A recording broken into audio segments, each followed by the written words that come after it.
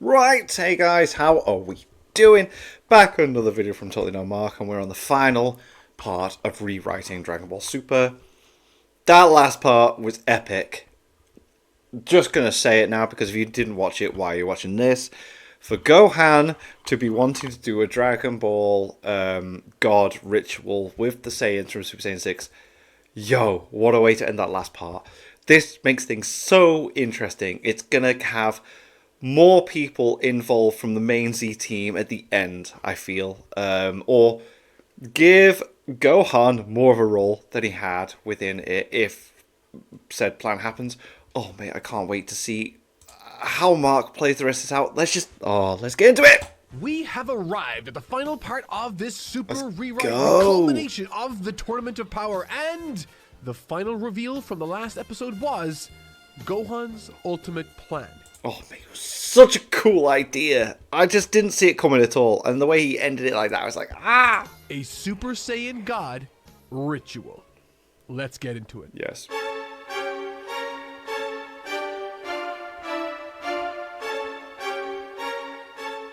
Yep, that's right, the Super Saiyan God ritual that kicked off the first arc of the series. A ritual that I rewrote to require only 4 Saiyans to pour their light into a 5th. With their help, they can all perform. Oh yeah, of course. Damn, okay. The ritual with the remarkably strong Gohan at the center. And that surge in firepower can ensure their victory over Jiren and Universe 11 if carried out at the right moment. This is a proposal that is very hard to swallow for someone as boisterous as Caulifla. Though she lacks the powerhouse that is hit by her side, she is too blinded by her own pride the main to accept guy's such gone. an offer from an outsider. In an act of foolish defiance, she instead opts to cash in on the contingency plan Champa had prepared for them earlier. Fusion. The Patara earrings. As quickly as it is desperate, Caulifla and Kale merge, becoming the far more formidable Kefla. At the drop of a hat, Kefla surges past Gohan and begins taking out as many combatants as she possibly can run into. She is an absolute bulldozer of the highest order, taking out at least a dozen remaining fighters in a dozen separate battles before eventually finding herself squaring off against none other than Frieza. Yo, let's go! And boy, oh boy, is this a proposition I Frieza keep doing is this with my down spicy with. crisps. Getting to wear on a Saiyan that he knows is weaker than him? Sign him up! Unfortunately for Frieza, though, this is the first time he has had to deal with the concept of fusion before. Yeah. And as such, is woefully underprepared for how much of a difference fusion makes. What was once 2 Saiyans well below his strength level is It's a bit of a power boost. now one singular, stronger Saiyan that has pushed him all the way to his golden form. And as the two carry out a colossal battle, this unexpected power goes so far as to actually push Frieza into a corner. Before long, the battle shifts from a close fight to the beginnings of an outright beatdown as Kefla unleashes a powerful final blast. Frieza is sent careening to the other side of the arena, utterly defeated. Drained of energy and far out of sight, Universe 7 has lost one of its heaviest hitters, brimming with power and a Saiyan He's not out though, is he? He's not out. No, surely not. lust for combat. Kefla redirects her attention to a new target, Son Goku. For my money, this is one of the best and most imaginative fights in the entire anime. There is not a single battle in the entire storied history of Dragon Ball with a better Kamehameha than this one, where Goku grinds That on was Kefla's blast. And trust me, amazing, there's strong competition You along the gotta series too. keep This it is in to say there. that I don't plan on changing like 99% of this fight. Basically, the two square off, Goku is forced into another bout of Ultra Instinct and performs the single cool... Okay, you get the point, it's a cool Kamehameha. What does change though is the fallout from this fight. Rather than being outright eliminated by Goku, Kefla is sent to the ground, all but drained of any remaining strength. As Goku once again loses his Ultra Instinct aura, over the course of the next couple of minutes, murmurs in the crowd suddenly turn to complete pandemonium. Something's going on. Despite the dwindling numbers remaining on the arena floor in combat, since the elimination of Universe 10 early on, there has actually not been a single universe erasure since. Each universe has seemingly had at least 1 or 2 members remaining to keep them afloat, but following Kefla's elimination streak moments prior to her fight with Goku, some audience members began to notice something. Some universes don't have any remaining members in the arena. Yet there's been no... Ooh, what's going And yet, members of those teams seem to be missing from the stands also. Someone is missing from pretty much every single remaining universe, preventing their erasure. What's going on? Up until now, this had gone largely unnoticed, but with such low numbers now, it has become impossible to miss. And It's very apparent something's wrong. so, the Kaioshin from Universe 11 finally notes the culprit. Look, down there, the pink one! Everyone's attention from the stand shift to Boo, who's presently absorbing Oh my a god. defeated fighter from Universe 11. The entire arena erupts in a chaotic disbelief as they witness what they believe to be Universe 7's real secret weapon. A parasitic, regenerating pink monster that absorbs people and adds their power to his own. This, perhaps even more so than the likes of Vegeta, Gohan, and even Goku, poses an existential threat to every tournament participant. Boo's strength lies in his magical abilities, one that could overcome even the strongest competitor, and as such, Universe 11's Kaioshin sends his very first order to Jiren and the remaining Pride Troopers. Get rid of him. Eliminate Majin Buu. Though still wiped out from his fight with Kefla, hearing this, Goku sends a telepathic message to Gohan. Buu is being attacked. We need him around if either of our plans are going to work. Having shared his plan with Goku earlier in the tournament, Gohan springs into action, though is Oh, so the Super Saiyan God thing's not gonna happen? Oh, I mean... surprised by What a freaking cliffhanger! Let's not lose hope. Goku's phrasing here. What did he mean by our plans? Gohan swoops into action, teaming up with Buu in their very first attempt to survive a fight against the all-powerful Jiren. Having Jesus. seen the underhanded tactics this pink monster was employing, the sharp sense of justice Toppo had instilled within Jiren was pushing him to eliminate Buu before he could absorb anyone else. Which spells bad news for the two Universe 7 fighters, who are just not strong enough to survive this onslaught from the Titan of Justice. Though the fight itself was valiant, Gohan and Buu are clearly at their limit, and with no one to back them up, Jiren delivers one final blast, sending both Gohan and Buu careening off of the stage. No! Noticing this and having just been freed up from his own fight, Vegeta flies towards both of them at max speed in an attempt to make the save, but he's just too late. As the final milliseconds What the fuck was the point? No! Oh! of Gohan and Buu's descent tick by, both too far away for any hope of recovery, Gohan makes a snap-second decision, grabs Buu, and says, "You know what to do, Buu." From here, he kicks Buu upwards, just far enough for him to spit out someone he had absorbed before meeting his inevitable elimination. Who emerges is none other than Lord Frieza. Now visibly recuperated to full strength, Gohan has been eliminated, Buu has been eliminated, and from there, all hell breaks loose. The first event in this chain of events occurs the moment Buu is eliminated. This is so epic. God damn it. I was expecting the Super Saiyan God thing, then no, and then... Oh, mate, imagine if this is how it went down. All at once, everyone in the stands and on the stage come to realize the true purpose behind Buu's utility here. He wasn't absorbing people to gain their strength, he had been instructed by Goku to absorb one straggler from each surviving universe to ensure that they weren't eliminated and therefore erased. If they could defeat everyone while keeping one of each universe inside Buu, then no universes would truly be without a combatant and the tournament would conclude without any unnecessary Being casualties. destroyed. But this plan of Goku's, noble as it was, has only delayed the inevitable. With Buu now Damn, what a eliminated, cool each of these idea. absorbed fighters were also suddenly flagged as out of the arena, triggering an unrelenting cascade of universal erasures. No. Universe 2, Universe 3, and Universe 4, all of their crowd members, their entire universes are deleted in a matter of moments. It is an outright gruesome sight to behold as the once packed stands What a cool are reduced idea. to scattered pockets of survivors. From this moment onward, the tone of the tournament has taken on a much darker note. The stakes have, well and truly, never been more clear. Perhaps, even worse still, the other part of Universe 7's plan has simultaneously fallen apart. Gohan has been eliminated, and with it, their ideal host for a Super Saiyan God ritual Damn it! vanishes. I wanted In the to see face of that. this gruesome scene, and without missing a beat, Gohan erupts from the audience, shouting down his final team-leading plan: defend Kefla until she defuses, no matter what! You too, Kaba! These are the remaining fighters in the Tournament of Power, and this is the final act of my Dragon Ball Super rewrite. Flashing back to Frieza, we see his perspective on the end of his fight with Kefla. After being sent flying across the arena from her blast, the team of 17 and Boo quickly arrive where he lands. From there, they make great haste in taking advantage of his current state and have Boo absorb Frieza for safekeeping. This was the final piece in Gohan's plan. Knowing Frieza would never willingly go along with this, Gohan let him get beat. Oh, had okay. instructed Boo and 17 to keep an eye on him, and when the time was right, to absorb him. From that moment on, Frieza was kept safe within the confines of Boo's head, wrapped in a fleshy chrysalis that honestly probably felt way too familiar to him given that he resided in Earth's hell once upon a time.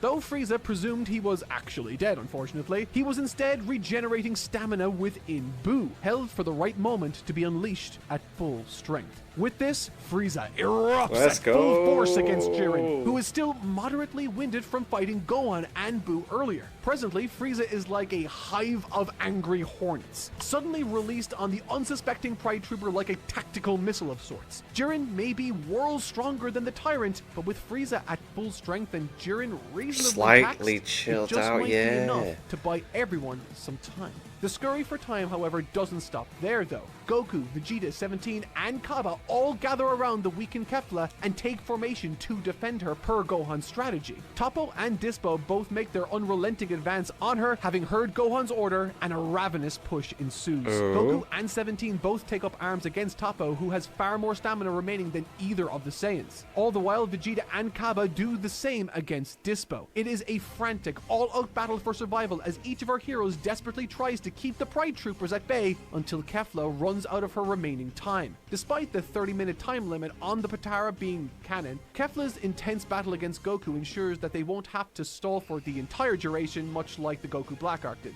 Though, in truth, at this point, they're not even certain why they're defending Kefla. But despite it all, they have faith in Gohan's contingency. Yeah, just believing in the captain. The entire tournament, he has been Here's the thing with it, they made him the captain. reliable, and due to that, fight tooth and nail willingly to see it through to the end. In the final moments, as the last ounces of hope and time draw near, finally each of our heroes senses it. Kefla has split. In a tremendous burst of effort and strength to buy them a moment of reprieve, Goku erupts into Super Saiyan Blue Kaioken times 20 and sends Toppo flying far across the arena. Utterly decimated by this effort, Goku falls to his knees. In the same moment, Vegeta and Kaba seize the opportunity and join together in a dual Gallic gun to completely eliminate Dispo from the equation. The time is now right, and in a moment of pause, they all look up to the stands for Gohan, who shouts, "We have enough Saiyans for a Super Saiyan God ritual now. Dad's gonna be too drained. It has to be you, Vegeta." In that one moment, everything comes crashing into focus. Gohan's tactical nuke that is Frieza is still barely keeping Jiren at bay,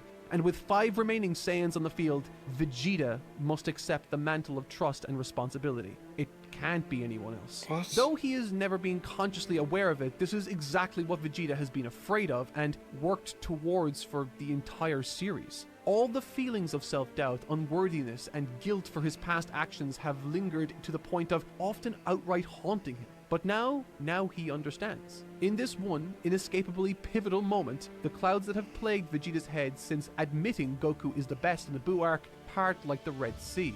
With everyone now depending on him and him alone, the answer to the question he's been too scared to ask himself suddenly becomes perfectly clear. Can he become the person Bulma and everyone needs him to be? The answer is no, because he already is. Without even a second of hesitation, Vegeta surges towards the group and takes formation. With Frieza now at the very end of his rope against Jiren, Goku, Caulifla, Kale, and Kaba all begin pouring their light into the Saiyan Prince, who with no time to... Oh, right, so we not... It's confusing because we're getting clips of him in the Super Saiyan Blue, but, like, in this he's not... Despair transforms by ritual into the legendary Super Saiyan God, a sight not seen since the very first arc of this series. Just as the fight between Frieza and Jiren draws to a close, Vegeta thunderously appears before the monster, dispassionately preventing Frieza's elimination. In the process, all that remains for Jiren is himself and his mentor. Frustrated, they look on at these despicable Saiyan villains who refuse to go down. What follows is the biggest, most climactic fight the tournament has seen thus far. With a resurgence of power and the Super Saiyan God ability in his arsenal, Vegeta is able to maintain the speed of a Super Saiyan God without the stamina drain of the Super Saiyan Blue transformation. Switching between them at will. This is so weird because it's a rewrite, so this is cool. Because, like, My understanding was that you needed to have the Super Saiyan God before having the blue. It's like an evolution from that. But then I may be getting confused because I'm sure I watched a video years ago where Geekdom explained how Vegeta got the Super Saiyan God form before the blue. And then, doesn't he in the Broly movie have the God form? I'm thinking too much into this. Right. Vegeta's got a new form he never had before. Let's go! I'm thinking Vegeta demonstrates with ease the genius Goku saw in him all the way back. Look, doesn't he in the manga as well? In the Zamasu arc. So we're ignoring the manga as well, aren't we? But he's wanting to take a switch between the... Right, sorry. During the Android Saga, pushing Jiren both mentally and at times physically with clever maneuvering and proper timing, making for the first legitimate fight against Jiren since Goku temporarily achieved Ultra Instinct earlier. But unlike that imperfect form, Vegeta can maintain this approach for more than a minute or two, but it does come at a cost. He's burning through these energy reserves, even though efficiently, at max power, he can only last so long. As the remaining Saiyans and 17 look on from the distance, valiantly trying to reacquire some of their stamina, Vegeta manages to land several powerful attacks against Jiren. For the first time in the tournament, Jiren is actually getting weaker. Let's this go. is not an experience Take Jiren him is accustomed to in down. the slightest. Strength has never been an issue for him. It's never been called into question. How could it? It's Jiren. The only thing he's ever struggled with was his principles. It wasn't until meeting Toppo and the rest of the Pride Troopers that Jiren began to hone his raw strength towards the shining goals of peace and justice. And after being with them for many years, he has long since become the ultimate bastion for justice. And that sense of righteousness has never steered him wrong, leading only to peace and prosperity through his journeys in Universe 11. But now, his impenetrable shield of strength was beginning to wane. For the first time in his life, he was facing the chance of losing a battle. His entire universe was on his shoulders, and at the most pivotal moment, maybe he was going to fail. However, just as that reality may have come to pass, the tides suddenly and violently turn again. Vegeta's Super Saiyan God transformation may last longer than Ultra Instinct, but given the limit-breaking effort he's relentlessly demanding from his own body, eventually it had to give way. The radiant red-haired glow fades to black, and Jiren doesn't hesitate to capitalize, lashing out against Vegeta, returning every single ounce of damage he had been dealt 10 times over. Up until now, each time Jiren eliminated someone, it was unceremonious, calculated, and with a great deal of respect. He did not take joy in these eliminations But at not all. He knew what lay this on the other side of the feed for these time. participants, but he did it anyway to protect those in his own universe. But now, something was different.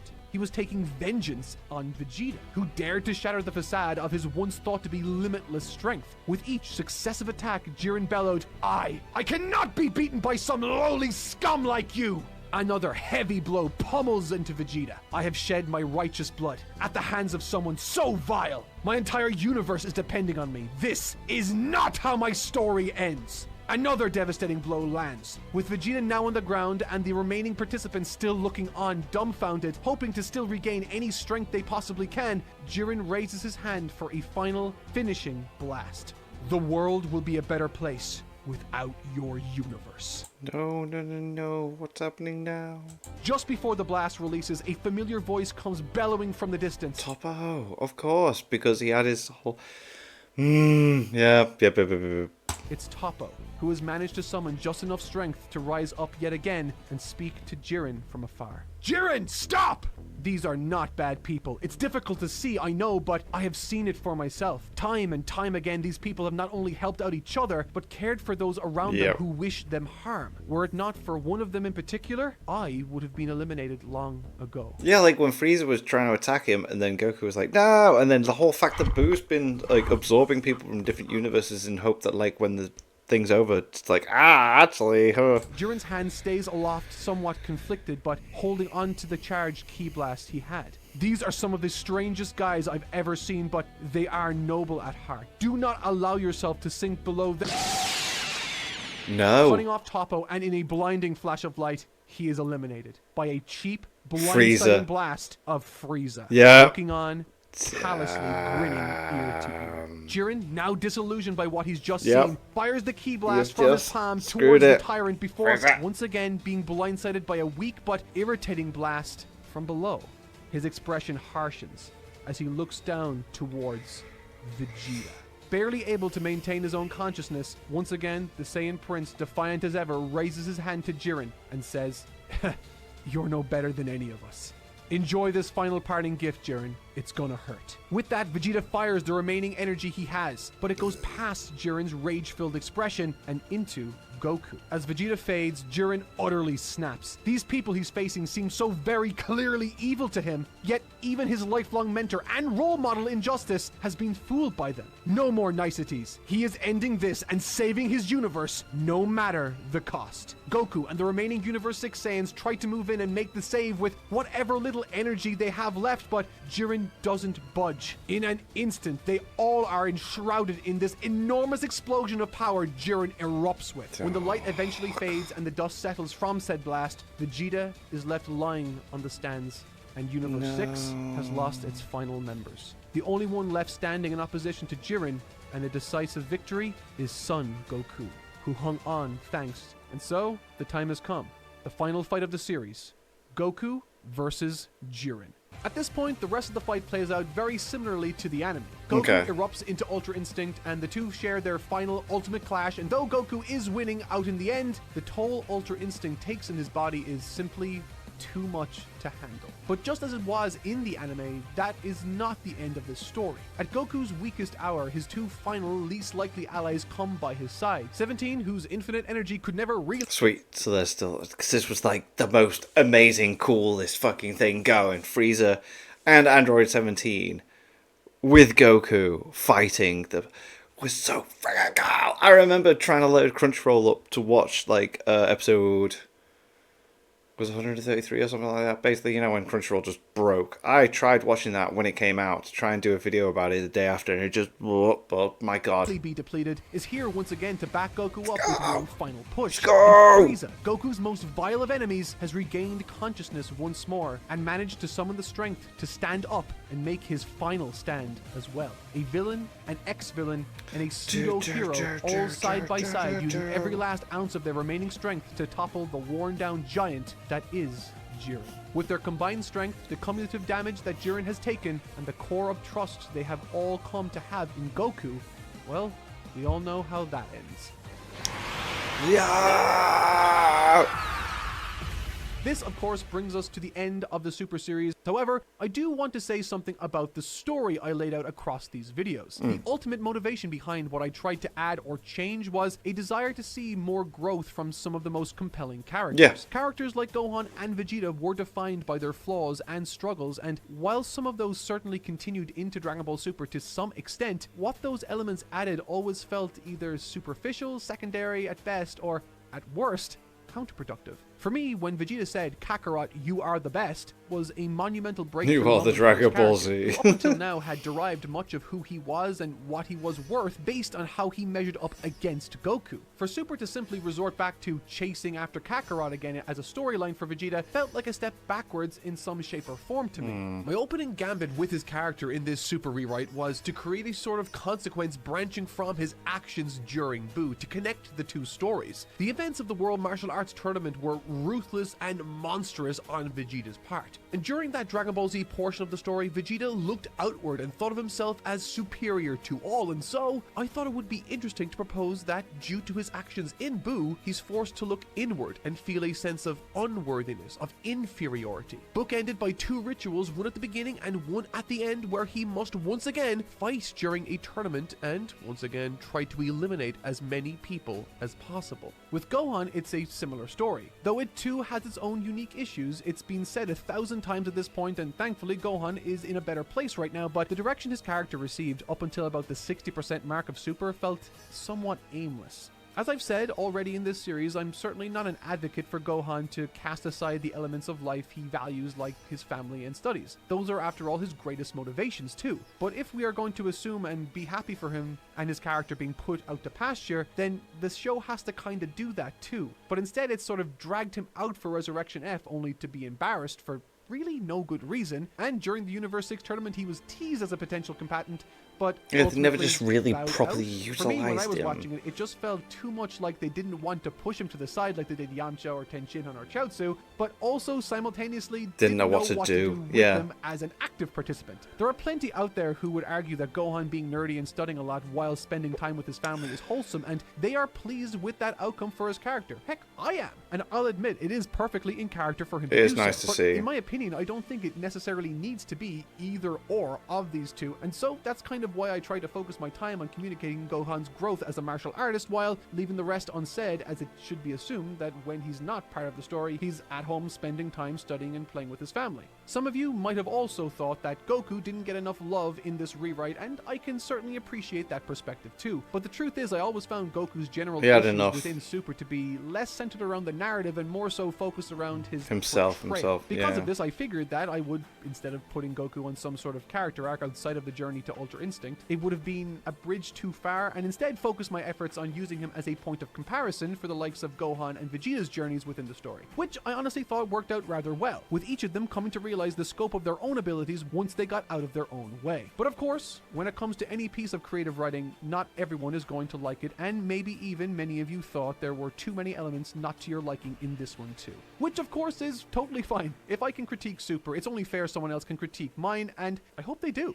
And so I turn it over to you guys. Did you enjoy this story? What would you change? I can certainly think of a few things already, so share your thoughts down below in the comments section. As always, I've been Totally Not Mark. Once again, I thank you all so much for watching. Have a happy new year, and I hope to see you all once again in 2025.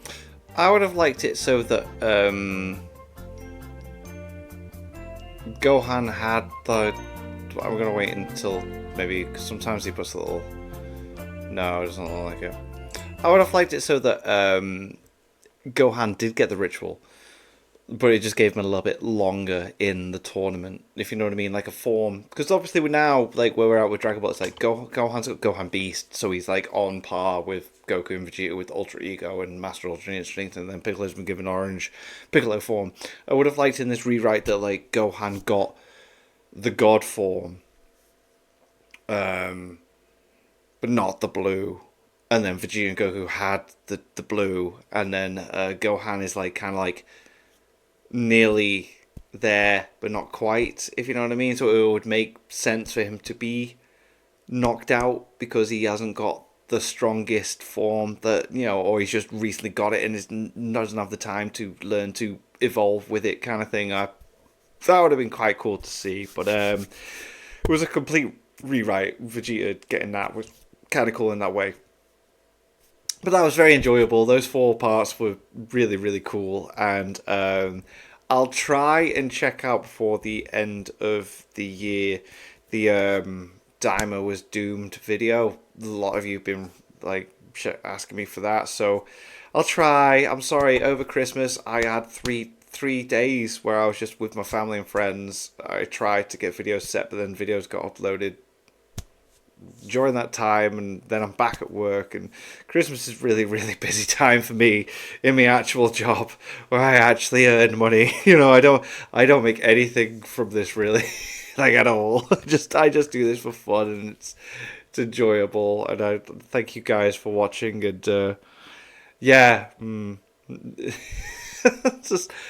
thanks for watching. Like and subscribe. Pixel Party Pals! Pixel Party Pals!